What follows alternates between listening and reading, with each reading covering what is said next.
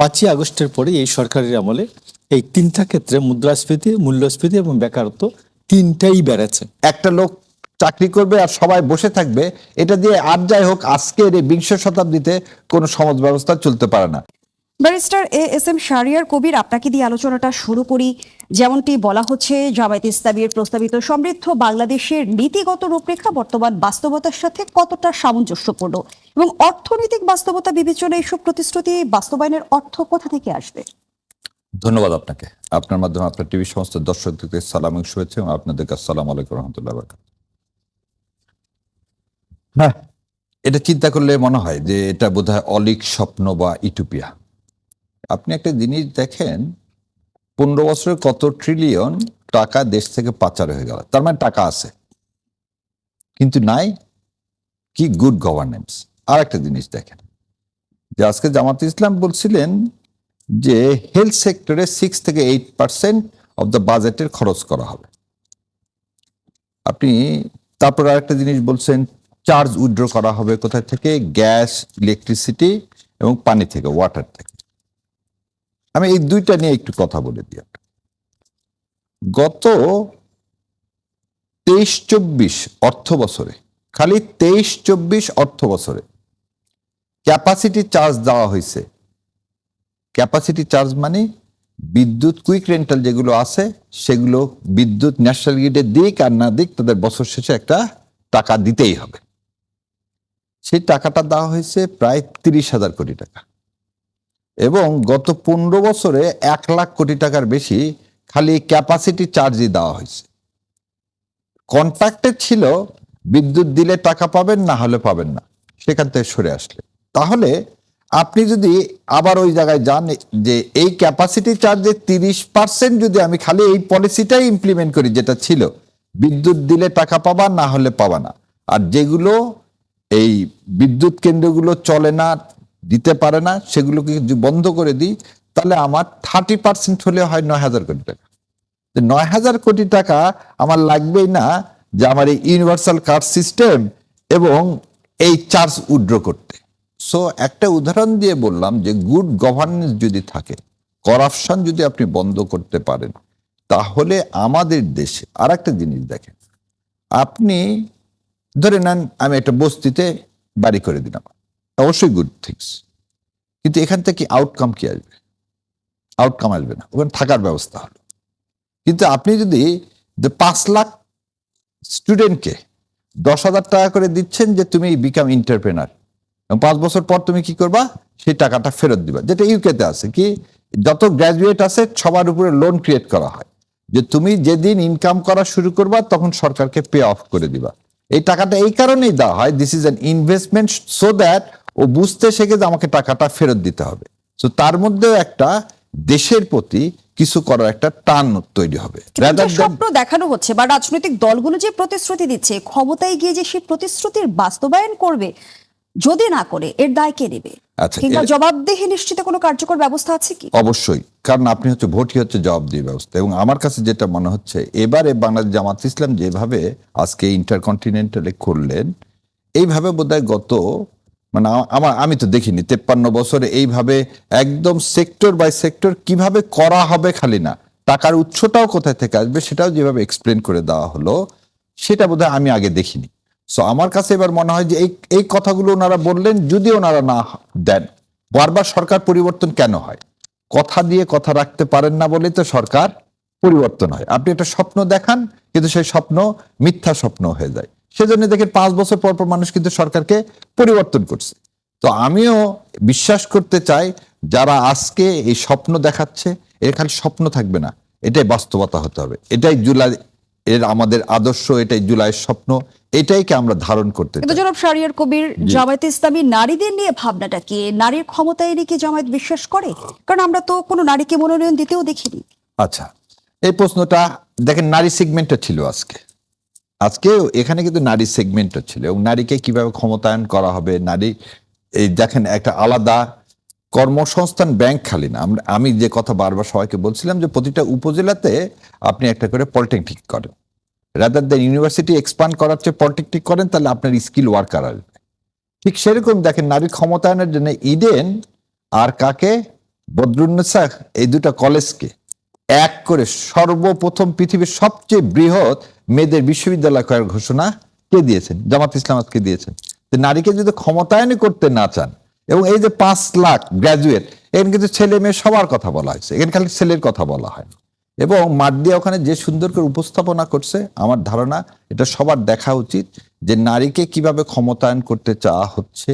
নারী শোনেন, 51% বাদ দিয়ে কোনো সমাজ কখনো অগ্রগতি দেখতে পাবে না। সে আমি চাইলেও আর না চাইলে কি হবে, আমি এই কোনো কিছুই বাস্তবায়ন করতে পারবো না।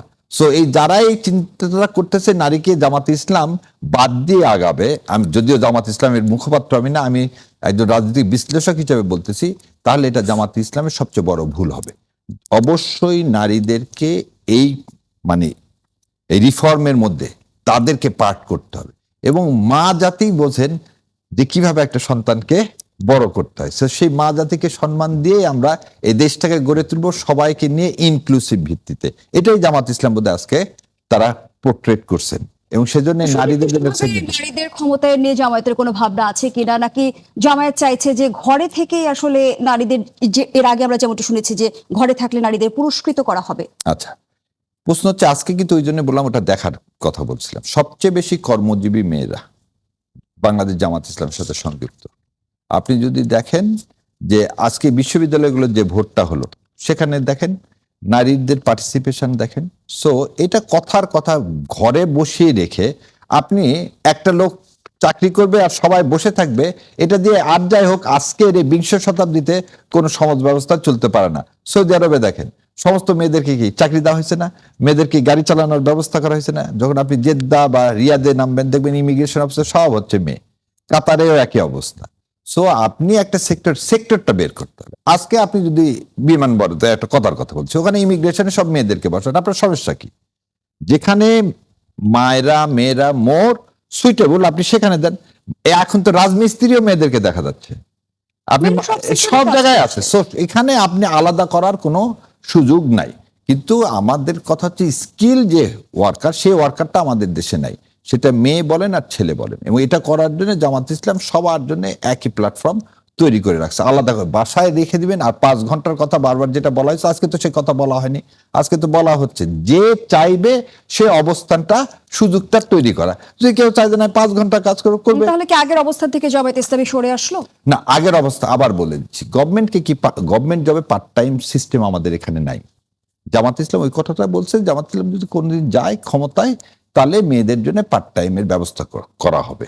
আর একটা জিনিস দেন, মাতৃকালীন ব্যবস্থার কথা বলছে, শিশুদেরকে এবং যারা 60 বছরের ঊর্ধ্বে তাদের স্বাস্থ্য সেবা ফ্রি দেওয়া হবে। কেমন করে দেওয়া হবে? সো এই যে নিউ কনসেপ্টগুলো, আমার মনে হয় মানুষকে আজকের এই অনুষ্ঠানের ভিডিও ক্লিপ সব জায়গায় আছে, বিশেষ করে নারীদেরকে দেখা উচিত যে নারীর ক্ষমতায়ন বলতে জামাত ইসলাম কি ধন্যবাদ বুঝাইছে। জানাচ্ছি জনাব শাহরিয়ার কবির, জনাব মোশাররফ আহমেদ ঠাকুর। করাইল বস্তিতে বহুতল ভবন নির্মাণের প্রস্তাবটি কি নির্বাচনী প্রতিশ্রুতি, নাকি এর পেছনে নির্দিষ্ট কোনো নীতিগত পরিকল্পনাও আছে? আরেকটি প্রসঙ্গ যুক্ত করি যে এই প্রস্তাব কি শুধু করাইল বস্তির ক্ষেত্রেই, নাকি অন্যান্য বস্তিতেও মডেল হিসেবে প্রযোজ্য হবে? ধন্যবাদ আপনাকে। আপনার দর্শক শ্রোতা, অপরবিজ্ঞ আলোচক, দেখুন, করাইল বস্তি আমার মনে হয় ঢাকা শহরের সবচেয়ে বড় বস্তি। এরপরে 7তলা, এরকম মহাখালী 7তলা করাইল বস্তি। তো এখানে বস্তিবাসীর যে স্বাস্থ্যসম্মত বসবাসের যে ব্যবস্থাটা, এটা একটা বড় বিষয়। যে তাকে আমি থাকতে দিচ্ছি না, শুধু তাকে স্বাস্থ্যসম্মতভাবে তার পানি, পয়ঃনিষ্কাশন, এগুলোর যে ব্যবস্থাটা, এটা প্রত্যেকটা মানুষের বাসস্থানের বিষয়টা, এটা রাষ্ট্রের দায়িত্বের মধ্যে পড়ে। আপনাকে আমি আরেকটা ছোট্ট বিষয় বলি, যে এই অস্বাস্থ্যকর অবস্থায় থাকলে মানুষ স্বাস্থ্য ঝুঁকিতে পড়ে, এবং স্বাস্থ্য ঝুঁকিতে পড়ে আমাদের দেশের প্রচুর মানুষ দরিদ্র থেকে হতদরিদ্র হয়, মধ্যবিত্ত থেকে দরিদ্র হয়। তো সেই ক্ষেত্রে বিএনপির যে বক্তব্যটা ছিল, আপনি দেখবেন যে এইখানে একটা বলা হয়েছে স্বাস্থ্য কার্ডের ব্যবস্থা, হেলথ কার্ড, আর একটা হচ্ছে কৃষি কার্ড। তো এইখানে হেলথ কার্ড, কৃষি কার্ড, ফ্যামিলি কার্ড, তো আপনি অমর্ত্য সেনের যে একটা গবেষণা আপনি দেখেছেন, যে অমর্ত্য সেন তিনি বলেছেন যে ৭৪ সালে যে শেখ মুজিবের আমলে যে দুর্ভিক্ষটা হয়, এই দুর্ভিক্ষটার দুটো কারণ ছিল, একটা হচ্ছে গণতন্ত্রহীনতা, আরেকটা হচ্ছে বিতরণ ব্যবস্থা। তো আমাদের জনগণের প্রান্তিক লেভেলে রাষ্ট্র বা সরকারের হাত পৌঁছানো এটা একটা রাষ্ট্রের বড় দায়িত্ব। এটাকে পৌঁছাতে হবে ওই পর্যন্ত। তাহলে আমি আপনাকে বলছি যে দেশের যে অনেক ঝুঁকি আছে, এই ঝুঁকিগুলো কমে যাবে। যার জন্য বলা হচ্ছে ফ্যামিলি কার্ড এবং কৃষি কার্ড এবং হেলথ কার্ড। তো আমি আপনাকে বলছি যে এখানে হেলথ, কৃষি এবং ফ্যামিলি, এই তিনটা বিষয়ের সাথেই মানুষের বসবাসের একটা বড় প্রশ্ন জড়িত। আপনি খুব আলোচনা করেছেন আপনার এই শেখ হাসিনার আমলে। আপনার টেবিলে আমি বহুবার আলোচনা করেছি এটা। ডক্টর মাইনুল ইসলাম চট্টগ্রাম বিশ্ববিদ্যালয়ের 21 পদকপ্রাপ্ত অর্থনীতিবিদ, আওয়ামী ঘরানার অর্থনীতিবিদ, তিনি বলতেন মুদ্রাস্ফীতি, মূল্যস্ফীতি এবং বেকারত্ব, এই তিনটা থাকলে এটা কোনো উন্নয়ন হিসাবেই ধরা যায় না। তো আমি আপনাকে বলি যে 5ই আগস্টের পরে এই সরকারের আমলে এই তিনটা ক্ষেত্রে মুদ্রাস্ফীতি, মূল্যস্ফীতি এবং বেকারত্ব তিনটাই বেড়েছে। এখন আসুন, নারীর যে এতক্ষণ যে আমরা যেটা আলোচনা করছিলেন, আমার বিজ্ঞ আলোচক আমাদের, তিনি বলেছেন যে নারীর ক্ষমতায়ন। নারীর ক্ষমতায়নের প্রথম প্রশ্নটার নাম হচ্ছে সিদ্ধান্ত গ্রহণের ক্ষেত্রে নারীর অংশগ্রহণ কতটা। আপনি নারীকে কতটা ফিডব্যাক করলেন, নারীকে কি দিলেন, এটা প্রশ্ন না। সে কিভাবে বাঁচবে, সে কি করবে, তার সিদ্ধান্ত গ্রহণের প্রশ্নে তার ক্ষমতা কি। আপনি দেখুন, বাংলাদেশকে যদি আপনি বিশ্বাস করেন একটা আমরা ডেমোক্রেটিক ট্রান্সফরমেশনের দিকে যাচ্ছি, গণতান্ত্রিক উত্তরণের দিকে যাচ্ছি, তাহলে পার্লামেন্ট হবে আমাদের সকল সিদ্ধান্ত এবং নীতি গ্রহণের কেন্দ্রবিন্দু। তো এই নীতি গ্রহণের কেন্দ্রবিন্দুতে আপনি নারীকে আপনি 1% নারীও, মানে একজন নারীও আপনি দেন নাই। বিএনপি যখন 237 আসন দেয়, তখন 13 জন নারী, 13টি আসনে নারী, দেশনেত্রী বেগম খালেদা জিয়া মৃত্যুবরণ করায়, সেখানে 10টি এসছে এবং আর বাকি এটা আসার সময় ছিল না। তো সেই ক্ষেত্রে এই মুহূর্তে যেখানে নারীর অংশগ্রহণ পার্লামেন্টে মনোনয়নপ্রাপ্ত নারীর সংখ্যা জামায়াতে ইসলামে 0, সেই ক্ষেত্রে অন্তত বিএনপির 10 জন আছে। তো আপনি প্রথম নারী কোথায় বসবেন, তিনি শুধু সন্তান লালন পালন করবেন, তিনি কিভাবে চলবেন, এই সিদ্ধান্ত জানানোর রাইট তো, অধিকার তো তার আছে। আপনি এই অধিকারটা দিবেন। তিনি রাজমিস্ত্রির কাজ করবেন, বললেন যে রাজমিস্ত্রির কাজও করছে এখন মেয়েরা, তিনি রাজমিস্ত্রির কাজ করবেন না এইখানে এই যে আমাদের সঞ্চালকের কাজ করবেন। নারী তার যোগ্যতা অনুযায়ী তিনি সিদ্ধান্ত জানাবেন। সিদ্ধান্তটা রাজনীতিতে নারীরা কেন উপেক্ষিত জনাব মোশাররফ আহমেদ ঠাকুর? নির্বাচনে নারীদের আমি মনোনয়নের বলছি যে রাজনৈতিক দলগুলোর মাঝে কিন্তু এক ধরনের অনীহা আমরা দেখছি যে 51টি রাজনৈতিক দলের মধ্যে 30টি কোনো নারীকে মনোনয়নই দেয়নি। আমার কথাটা হচ্ছে, ধরুন এখানে বিএনপি এবং জামাতে ইসলামী, ধরুন এরাই তো মাঠে এখন প্রতিদ্বন্দ্বী রাজনৈতিক দল, প্রতিযোগিতা করছেন। বিএনপি জামাতে ইসলাম যদি এই ক্ষেত্রে 10টি আসন দিত, তাইলে 10টি আসনে মনোনয়ন দিত, বিএনপি সেই ক্ষেত্রে 30টি আসন দিত। তো এইখানে আমি আপনাকে বলছি যে আপনি নারীকে ক্ষমতায়িত করতে চান, আমি আপনার কথাটার সাথে আমি কথাটা বিশ্বাস করতে চাই, অবিশ্বাস না, বিশ্বাস করতে চাই। কিন্তু আপনি সিদ্ধান্ত গ্রহণের যে জায়গাটা আছে, মস্তিষ্কটা আছে, সেখানে কয়জন নারী বসছেন? আমাদের পার্লামেন্ট তো অনেকটা জাতির মস্তিষ্কের মতো কাজ করে, যে সে সিদ্ধান্তটা নেয়। তো সেই জায়গাতে আসেন নাই। আপনাকে আরেকটা 2 দিন আগে আপনি দেখবেন যে তারেক রহমানের কন্যা জাইমা রহমান, তারা একটা নারী নীতি নিয়ে একটা বড় সেমিনার করেন। তো সেই সেমিনারে তারা একজন বলেছেন যে নারীরা আমাদের সংসারের, মানে আমাদের পরিবারে 85% কাজ করে এবং জিডিপিতে তার অবদান 18। তো আমার কথাটা হচ্ছে যে একটা নারী, একজন মহিলা, তিনি সন্তান লালন পালন থেকে আরম্ভ করে সমস্ত দায়িত্ব, অনেক কিছু বাজার ঘাট করা পর্যন্ত আমাদের শহর অঞ্চলে, তো সেই ক্ষেত্রে তাদের 18% জিডিপিতে অবদান, এটাতে আমার মনে হয় এটা আরো বেশি হওয়ার কথা। বিশেষজ্ঞ জনাব ঠাকুর বিএনপি মহাসচিব মির্জা ফখরুল ইসলাম আলমগীর বলেছেন, আগামী নির্বাচন দেশের ভবিষ্যতের জন্য একটি কঠিন পরীক্ষা। এই নির্বাচনের মধ্য দিয়ে নির্ধারিত হবে বাংলাদেশ উদার গণতন্ত্রের পথে থাকবে নাকি উগ্রপন্থী ও রাষ্ট্রবিরোধী শক্তির দখলে চলে যাবে। এই যে উগ্রপন্থী রাষ্ট্রবিরোধীদের কথা বলা হচ্ছে, কাদের ইঙ্গিত করা হচ্ছে, নাকি এটি শুধুই রাজনৈতিক বক্তব্য? না, পলিটিক্সে 3 ধরনের কথা থাকে।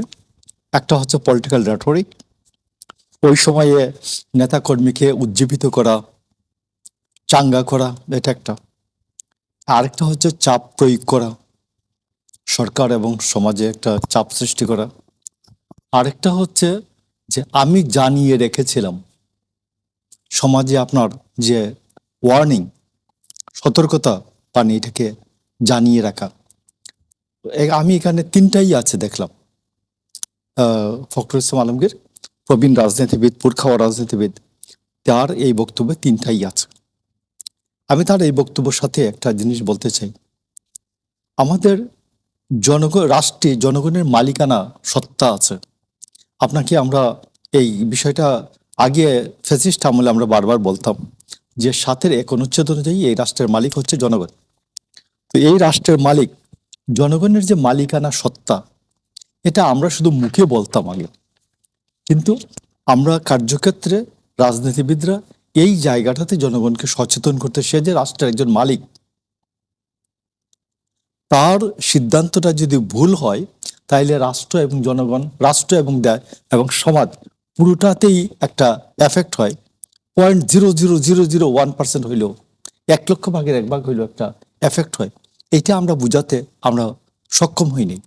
আমি মনে করি যে ফখরুল ইসলাম আলমগীরের যে এই বক্তব্যটার মাধ্যমে জনগণকে আমরা বোঝানো উচিত যে আপনারা প্রত্যেকে এই রাষ্ট্রটার একটা মালিক, ছোটখাটো একজন মালিক। আপনার এই মালিকানা সত্তা যদি আপনার মধ্যে জাগ্রত না হয়, তাহলে দুর্নীতিবাজ আমলা, পুঁজির মালিকরা, যারা আমাদের বাংলাদেশকে লুটপাট করে পথে বসিয়েছে ফ্যাসিস্ট আমলে 15 বছরে, প্রায় বলা হয় যে 30 লক্ষ কোটি টাকা, মানে 7 বছরের, আমাদের 3 বছরের বেশি বাজেট আমাদের দেশ থেকে চলে গেছে। এই জায়গাটা যদি জনগণের সচেতনতা থাকে তাহলে এটা সম্ভব না। এবং আমি আপনাকে বলি যে আজকে আরেকটা কথা বলবো, যে যারা এই রাষ্ট্রের মালিকা দায়িত্বে আসেন না কেন, সরকারের দায়িত্বে আসেন, এই যে বড় বড় মেগা প্রজেক্ট, মেগা দুর্নীতি, এটাকে আমার মনে হয় বন্ধ করতে হবে। এবং গতকাল আমার নজরে আসছে যে বাণিজ্য উপদেষ্টা বলছেন, এক পদ্মা সেতুর কারণে চালের দাম প্রথমেই বেড়েছে 5 টাকা, আর ঋণ শোধ করতে করতে আরো 15 টাকা চালের দাম বেড়েছে। তো এই যে আমি কৃষি সেক্টরে আমি উন্নতি করতে পারলাম না, এই যে কৃষি সেক্টরে যে তারেক রহমানের যে বক্তব্যটা, কৃষকের উন্নতি হলে শহর গড়ে উঠবে, নগর গড়ে উঠবে। আমি আপনাকে বলি, আমরা যারা ঢাকা এই যে নগরে বসবাস করেন যারা, এদের সন্তানরা তাকায় অস্ট্রেলিয়া, আমেরিকা, কানাডা, লন্ডন, কিন্তু গ্রামের যে কৃষকের সন্তান, সে তাকিয়ে থাকে ঢাকা, সিলেট, হবিগঞ্জ। ধন্যবাদ জানাচ্ছি এদের জনাব টাকায় মোশাররফ নগর আহমেদ গড়ে ঠাকুর। উঠে, শহর গড়ে উঠে। আমি মনে করি কৃষিকে সর্বোচ্চ গুরুত্ব দেওয়া উচিত, স্বাস্থ্যকে সর্বোচ্চ গুরুত্ব দেওয়া উচিত। কৃষি কার্ড, স্বাস্থ্য কার্ড এবং ফ্যামিলি কার্ড, ধন্যবাদ এই জানাচ্ছি। 3টা আজকে বাস্তব জায়গায় আসছে জি, এটাকে শাহরিয়ার কবির। বাস্তবায়িত করার ক্ষেত্রে। আমরা রাজনীতিতে প্রায়ই শুনি যে উগ্রপন্থীদের উত্থান ঘটেছে। এই যে উদারপন্থা বনাম উগ্রপন্থা, এই দ্বন্দ্ব কি বাস্তব রাজনৈতিক বিভাজন নাকি ভোটের মাঠে ব্যবহৃত একটি কৌশলগত অবস্থান? ধন্যবাদ আপনাকে। দেখেন, আমি আগে আপনার প্রশ্নের উত্তর দেওয়ার আগে 2টা জিনিস বলি। নারীর ক্ষমতায়নের বিষয়ে আজকে বাংলাদেশ জামাতে ইসলামের পুরা অনুষ্ঠানটা উপস্থাপনা করছে কিন্তু এই প্রথম একজন নারী, একজন মা, একজন মেয়ে। আর একটা জিনিস যেটা বললে, কৃষিকে অবশ্যই কৃষিকে দিতে হবে। আমাদের যে এখন সোশ্যাল স্ট্রাকচার, এটা হচ্ছে আনস্কিল বেসড একটা সোশ্যাল স্ট্রাকচার। বাংলাদেশ জামাত ইসলাম আজকে যা বলছে তার মধ্যে একটা মেন কথাটা বলছে কি, আমাদেরকে এই আনস্কিল সমাজ ব্যবস্থা থেকে একটা নলেজ বেসড এবং স্কিল সমাজ ব্যবস্থায় যেতে হবে। কেন এই কথাটা বললাম? তাহলে এই যে কি বলবো, যে মহাসচিব সাহেবের এই কথা শুনে নিন্দা জানাবো, দুঃখ তো পাইছে অবশ্যই, তার মতো লোকের কাছে এটা আশা করা যায় না যে সেও এই পলিটিক্যাল ব্লাফ, আজকে যদি একটা skill base knowledge base society হয়ে যায়, তাহলে তার এই যে জঙ্গি নাটক, যে ট্রাম্প কার্ডটা গত 15 বছরে আওয়ামী লীগ করে গেছে, আজকে এই ডানপন্থীর উত্থান, জঙ্গিবাদের উত্থান, এই কথাগুলো অনেকটা সিনোনিম। তাহলে আমরা যে মানে যে বিপ্লব করলাম, যে বিপ্লবের ধারণ করলাম, সেই জায়গাতে কেন বিভেদ সৃষ্টি করতে যাচ্ছেন উনি, আমি জানি না। যারা এই কথাগুলো বলে, যারা, যেমন আপনাকে এক টক শোতে আমি দেখলাম, একজনকে প্রশ্ন হচ্ছে আপনারা গুপ্ত করেন কেন, আর একজনকে বলা হচ্ছে এই গুপ্তর শব্দটার আর একটা সিনোনিম কি আছে, আপনি লুকিয়েছিলেন কেন, কেন লুকিয়ে থাকতে বাধ্য হয়েছেন। তো একই কথা কিন্তু আপনি দুইভাবে বলতে পারেন। তো আজকে মহাসচিব সাহেব কেন বিভাজন চায় রাজনীতিতে, এবং এটা তো দিবালোকের মতো সত্য। এখন কন্টেস্ট হচ্ছে বিটুইন জামাত ইসলাম এবং বিএনপি। সো তিনি মানুষকে বলতে চাচ্ছেন জামাত ইসলামকে ভোট দিও না, জামাত ইসলামকে ভোট দিলে এক্সট্রিমিজম বা উগ্রবাদের কি হবে, সৃষ্টি হবে। এই যে একটা ন্যাক্কারজনক বয়ান তিনি সৃষ্টি করতে চাইলেন, একবারও কি তার মনে হলো না যে জাতীয়তাবাদী শক্তি যে উৎস, শহীদ রাষ্ট্রপতি জিয়াউর রহমান, তিনি রিকনসিলিয়েশনের মাধ্যমে সোনার বাংলা এবং প্রথম বাংলাদেশ তৈরি করতে চাইছেন, যেখানে তিনি কোনোদিন ইসলামকে সবসময় প্রায়োরিটাইজ করছেন। আর আজকে যে নাটকটা গত 15 বছরে করা হয়েছে, যে কি নাটক, দাড়ি টুপি থাকলে স্বাধীনতা বিরোধী, তারপরে কি যে ইসলামের পক্ষে কথা বলবে, যার বাড়িতে কোরআন শরীফ পাওয়া যাবে সে হচ্ছে কি উগ্রবাদী। এই যে রাজনীতি, এই যে একটা মাদ্রাসায় কি করা হলো, গুম করে ফেলে দেওয়া হলো ছেলেকে, নাটক করে দেওয়া হলো, অনেকগুলো ককটেল পাওয়া গেছে, একটা ককটেলও নাই। এই যে নাটক, এগুলো তো মহাসচিব সাহেব জানেন, উনি তো এর ভুক্তভোগী। আমি জানি না উনি কেন এই কথাগুলো বলে ভোট কি এতে আদৌ পাবে, মানুষের কাছ থেকে এগুলো মনে হবে যে সেই আওয়ামী লীগের।